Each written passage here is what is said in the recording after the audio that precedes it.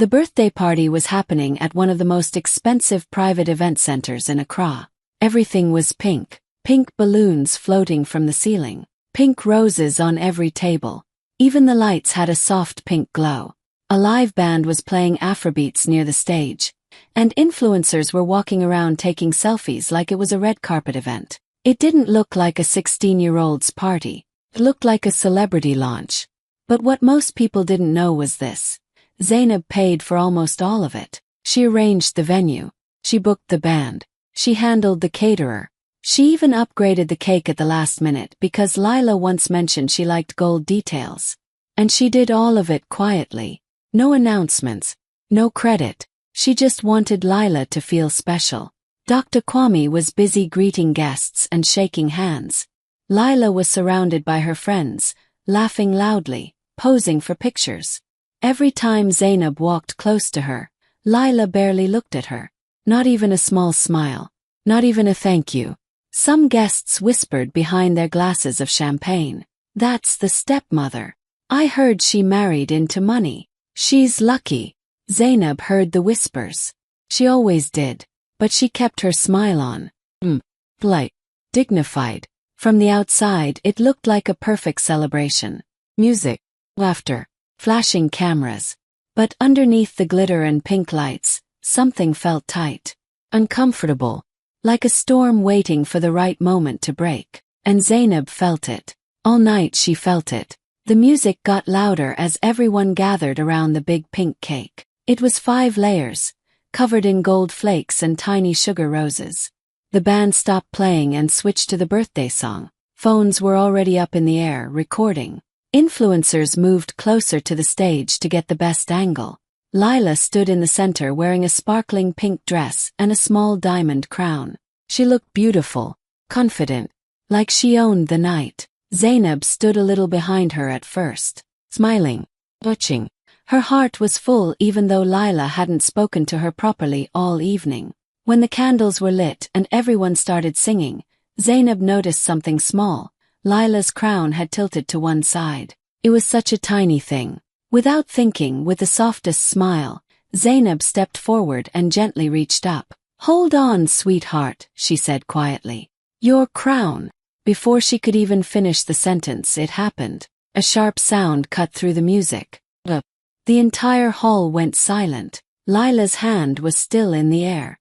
Zainab's face had turned slightly from the impact. You could hear someone drop a glass in the background. Lila's voice came out loud, clear, angry. "Don't touch me. You're trash. You're not my mother." For a second nobody moved. Then the phones came out even faster. Some people gasped. Others whispered, "Oh my God." A few stepped back like they didn't want to be involved. The live band members looked at each other, unsure if they should continue playing. Dr. Kwame stood near the cake, completely frozen, his mouth slightly open. He didn't step forward. He didn't say Lila's name. He didn't defend Zainab. He just stood there. The pink lights suddenly felt harsh. The room felt smaller. Zainab didn't scream. She didn't argue. She didn't lift her hand back. She simply stood there for a second. Her cheek was red. Her eyes blinked slowly, like she was holding something heavy inside her chest. Then she lowered her hand, straightened her dress and stepped back. No drama. No tears. Just silence. And somehow, that silence was louder than the slap. What nobody in that pink, glittering hall knew was how this story really started. Years ago, before the luxury parties and the influencers, Dr. Kwame was barely holding himself together. After his first wife passed away, he was broken, emotionally and financially. His private clinic in Accra was drowning in debt. Suppliers were calling every week. Staff salaries were delayed. Rumors were spreading that the clinic would shut down. That was when Zainab met him. There was no glamour, no fancy events, just a tired widower sitting in a small office filled with unpaid bills. She saw the stress in his eyes. She saw how he tried to stay strong for Lila, who was still a little girl back then, confused and grieving her mother. Zainab didn't fall in love with a rich doctor. She fell in love with a man who was losing everything. Slowly, quietly, she stepped in. She helped him review the clinic's finances. She used her business connections. She negotiated with suppliers. When the pressure became too much and the bank threatened legal action, she made a decision that nobody asked her to make. She sold her own property in Kumasi. It was land her father left her. Her security. Her backup plan. She sold it without drama, without posting about sacrifice, without telling the world. The money cleared Kwame's urgent debts and stabilized the clinic. His reputation was saved. The whispers stopped. Patients came back. But she never told Lila the full story. Not once. When the clinic started doing well again, people assumed Kwame had bounced back. They praised his strength. They admired his comeback. Zainab stood beside him at events, smiling quietly, letting him shine. She never corrected anyone. She never said, "I helped build this." She never wanted Lila to feel like she owed her anything. She never wanted to replace her mother. She just wanted to protect the life Lila was growing up in. So when people at the party whispered that she married into money, they had no idea. She didn't marry into wealth. She helped rebuild it. For a few seconds after the slap, the room stayed quiet. Then the whispers started. "Whoa. Best. Did you see that? She deserved it." That's what happens when stepmothers try too hard. Some people pretended to check on Lila instead of Zainab. A few girls near the front laughed softly, covering their mouths like it was gossip they couldn't wait to post. Phones were still recording. Someone had already replayed the video. A cousin leaned toward another relative and muttered just loud enough to be heard, "She overstepped her place. She should know she's not the real mother." The words floated through the air and landed exactly where they were meant to. Lila stood near the cake, breathing fast at first. But when she saw her friends staring at her like she had just done something bold, something dramatic, her shoulders slowly relaxed. One of her friends whispered, "You're savage." Another said, "No one can disrespect you." And just like that, Lila felt powerful. For the first time that night, all eyes were on her in a different way. Not just birthday girl attention. Control. Meanwhile, Zainab felt every stare. Not one person rushed to her. Not one person said, "Are you okay?" Even Dr. Kwame was still near the stage, talking to someone in a low, serious voice, like he was trying to manage damage instead of comfort his wife. Zainab didn't argue. She didn't defend herself. She simply walked away, past the dessert table, past the photographers, past the pink balloons that now felt heavy instead of pretty. She pushed open the glass doors and stepped outside into the night air. The cool breeze hit her face, and only then did she take a deep breath. Her cheeks still burned, but it wasn't the slap that hurt the most. It was the silence. Laughter. The way people looked at her like she was nothing. Inside, the music slowly started again, awkward at first. Life moving on like nothing happened. Outside, Zainab stood alone near the entrance, holding her purse tightly, blinking back tears she refused to let fall. Then, 20 minutes later, a loud engine sound cut through the night. Powerful. Impossible to ignore. The music inside faded again. Heads turned toward the gate. And everything was about to change. The sound grew louder as the car rolled closer to the gate. It wasn't just any engine. It was deep, smooth. The kind of sound that makes you turn your head without even thinking. Then it appeared. A white Rolls-Royce Phantom slowly pulled up in front of the event center, its headlights glowing softly in the night. The car looked unreal under the streetlights. Clean, powerful, expensive in a way that didn't need to shout. Security guards immediately rushed forward, straightening their jackets. One of them adjusted his tie like someone important was inside. Guests near the entrance started whispering again. Which influencer is that? Is it one of the politician's daughters? This party just upgraded. Inside, the music faded again as people began drifting toward the doors.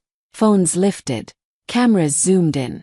Even Lila stepped a little closer, curiosity all over her face.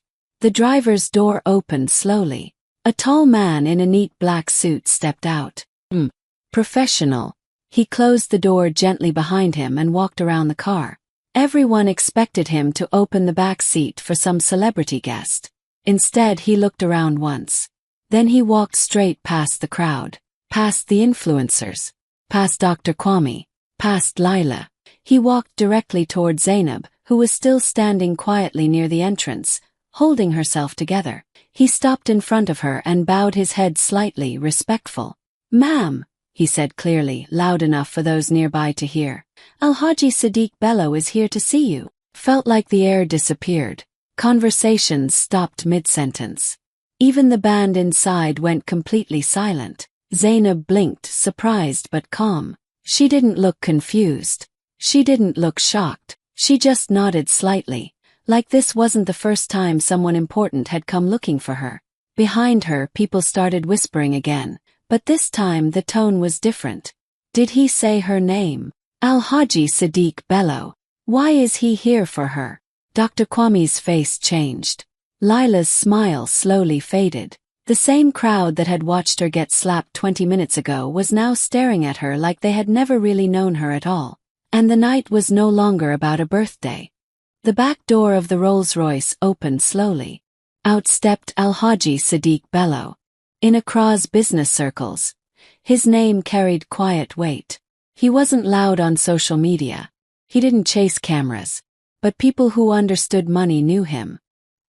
He was one of Ghana's most private real estate investors, the kind who owned buildings you passed every day without knowing his name. The crowd moved back automatically. He adjusted his cap, looked around once, then his eyes landed on Zainab.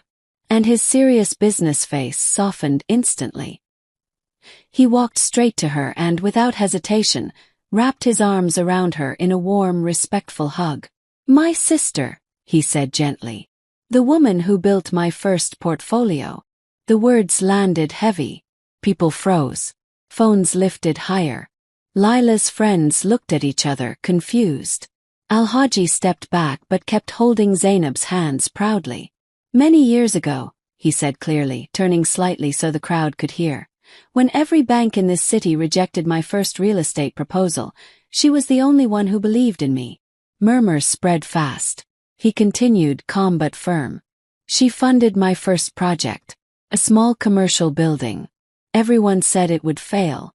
Today, that building multiplied into everything I own." Someone whispered, "What?" Another person said, "No way." Alhaji smiled at Zainab with deep respect. "I would not be standing here without her courage." Dr. Kwame looked like he had just seen a stranger. His mouth opened slightly, but no words came out. Alhaji's assistant stepped forward and handed him a brown leather folder. He took it and turned back to Zainab. "I promised you years ago," he said softly but loud enough for cameras to capture, "that when the time was right, I would return your kindness properly." He placed the folder in her hands. "This is the finalized deed to the East Legon Commercial Plaza. It is now fully in your name." Gasps filled the night air. Somebody almost dropped their phone. Commercial Plaza. In her name. Not a handbag. Not a gift basket. Building. Zainab didn't scream. She didn't jump. She just looked at him quietly, eyes shining but steady. Kwame stood completely speechless. And for the first time that night, the entire room understood something at once. They had never known who she really was. The moment Alhaji handed the documents to Zainab, the room shifted. Phones that once recorded for gossip now recorded for proof. People who had laughed quietly earlier were suddenly zooming in, replaying what they had just seen. Influencers rushed to post stories and clips. Not the slap, not the humiliation, but the hug, the documents, the words Alhaji had spoken. "Woman who built my first portfolio." The caption possibilities were already flooding social media. Inside the hall, the atmosphere changed like someone flipped a switch. Whispers that once mocked her turned into questions. Is that real? She funded his first project. No wonder he came personally. Lila stood a few steps away, still in her birthday dress, watching everything. Her friends who had cheered after the slap now stared at Zainab differently. Not with laughter. Not with superiority. With curiosity. With something close to respect. One of them whispered, "I didn't know your stepmom was. I mean, wow." Lila swallowed hard. For the first time that night she felt the shift. The girl who had slapped her stepmother in front of everyone was now standing beside friends who were looking at that same stepmother like she might actually matter. No more jokes. No more sneers. The room that had mocked Zainab minutes ago was now silent in a different way. People stepped aside slightly, giving space. Phones still recorded, but not for entertainment. They recorded because history was unfolding. Zainab remained exactly as she had been the whole night. Calm. No speeches. No bragging. No victory dance. Just dignity. She accepted the documents with both hands, like something precious, and nodded to Al-Haji with quiet gratitude. The crowd watched. Kwame watched. Lila watched. Respect doesn't always arrive with loud announcements. Sometimes it arrives quietly, like a truth you can no longer ignore. Kwame finally approached Zainab after everything quieted down. He tried to speak in a low voice, like he wanted the moment to stay private. His apology came out shaky, words about misunderstanding, about emotions, about how things got out of control. He said he never meant for the night to become like this. Zainab listened. She didn't interrupt. She didn't roll her eyes or walk away. Her expression remained steady, the kind of calm that comes from someone who has carried heavy things for a long time. Lila stood nearby, arms crossed, staring at the floor. She refused to look at Zainab. Pride and anger still wrapped around her like a shield. Even when Kwame gently said her name, asking her to say something, she remained silent. Then Zainab spoke. Her voice was soft, not dramatic. No shouting. No accusations. "I never wanted to replace your mother," she said. "I know you loved her. I understand that. I only wanted to protect you." The words hung in the air. Lila flinched slightly but still didn't look up. Zainab continued, slower now, each word careful. "I never asked for credit. I never told you about the things I did because I didn't want you to feel pressure or loyalty that wasn't yours to carry. I just wanted you to be safe and happy." Her voice didn't shake. That was what hurt the most. Not anger. Not revenge. Just truth. Lila swallowed hard. Her eyes flickered for a second toward Zainab, then away again. The wall she had built around herself was still there. Kwame opened his mouth like he wanted to fix everything in that instant, but some things cannot be fixed with quick apologies. The night was already different. Nothing could go back to how it was before. And sometimes that is the hardest part, realizing that understanding comes too late, but still hoping it might arrive in time for something new. The video spread faster than anyone expected. By morning it was everywhere. Short clips on social media with captions like, "Girl slaps stepmom, doesn't know she's a millionaire investor." Watch how the crowd changed in seconds. Respect is earned, not demanded. People replayed the moment the documents were handed to Zainab. They paused the footage, zoomed in on the deed, analyzed Al-Haji's words, and shared opinions. Comments flooded in. Some defended Lila at first, saying she was young, emotional, and misunderstood. But as more information surfaced, details about Zainab funding the real estate project years ago, about the commercial plaza in her name, about her quiet sacrifices, public sympathy shifted. The same internet that had laughed at the slap now turned its attention to the injustice of it. How could she do that to someone who built so much for her family? Step-parents are not punching bags. She didn't react. That kind of dignity is rare. Hashtags started trending. News pages picked up the story. Talk shows debated it. People who didn't even know the family suddenly had strong opinions. Meanwhile, in Lila's world, things changed in a different way. Schoolmates whispered when she walked by. Not the friendly whispers of admiration she was used to. Different whispers. The kind that make you feel exposed. Some students avoided eye contact. Others asked questions she didn't want to answer. Is it true? Why did you do that? Did you know what your stepmom had done? Lila tried to act normal. She laughed with friends. She scrolled through her phone like nothing bothered her. But notifications kept appearing. Comments, messages, screenshots of the video.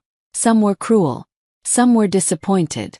Some were simply confused. For the first time she realized the internet never forgets. Moments of anger become permanent records. Judgments arrive from strangers who were not in the room, who did not understand the full story, who only saw a few seconds of pain and drew conclusions. Public opinion shifted toward Zainab. Sympathy, respect, questions about how much she had sacrificed. But online attention is complicated, does not heal everything. For Lila, the backlash became another layer of consequences. Not punishment, but reality. Actions have echoes, words have weight, and the world watches longer than we sometimes expect. Zainab decided to leave the party early. She had stayed longer than she needed to. The hall was still buzzing with conversations and phones recording, but she felt done. Not defeated, not angry, just ready to breathe. Al-Haji stepped forward politely. "I will escort you home," he said. It wasn't a dramatic gesture. It was respect. Zainab nodded. Before leaving, she turned toward Lila. Lila stood near the cake, still in her birthday dress. The lights reflected off the pink decorations, but her expression had changed. The confidence she had shown earlier was gone. Her arms hung loosely at her sides. For the first time that night, she looked unsure. Zainab spoke gently, no bitterness in her voice. "Respect isn't about who gives birth to you," she said. "It's about who stands beside you." The words weren't loud. They didn't demand agreement. They simply existed. Lila didn't reply. She just stared at the floor. Maybe she wanted to say something. Maybe she didn't know what to say. Zainab walked toward the door. Each step was steady. No rushing. No looking back for approval. She stepped into the white car, and the door closed softly behind her. Inside the hall, the music continued. Conversations resumed. People returned to their tables. But Lila remained standing in the same spot. For the first time that night, she looked small. Not weak, not broken, just human. Someone who had made a mistake and was now facing the silence that follows. The final headline would later trend online. "She called me trash in front of everyone. 20 minutes later, the world remembered my worth." It was dramatic. People shared it. They debated it. But the deeper truth was quieter.